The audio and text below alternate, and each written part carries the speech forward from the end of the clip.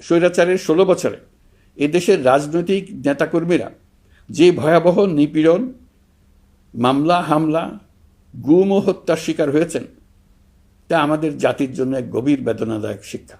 এই অভিজ্ঞতা আমাদের স্মরণ করিয়ে দেয়, যাতে ভবিষ্যতে আর কখনো কোনো জালেম মাথাচাড়া দিয়ে উঠতে না পারে, যেন আর কখনো ফেসিবাদ প্রতিষ্ঠিত না হয়, শত শত আয়নাঘর সৃষ্টি না হয়, বিচার বহির্ভূত হত্যা ফিরে না আসে।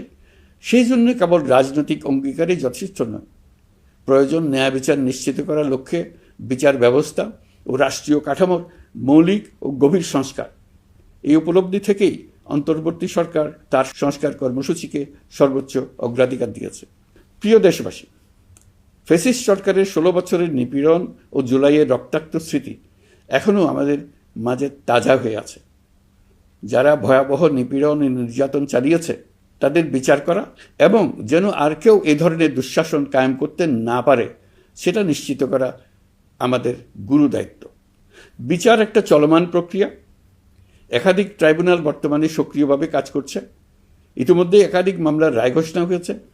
আন্তর্জাতিক অপরাধ ট্রাইব্যুনালে ফেসিবাদের সময় দেশে যে গুমের সংস্কৃতি গড়ে উঠেছিল, সেই ভয়াবহ মানবাধিকার লঙ্ঘনের বিচারও শুরু হয়েছে।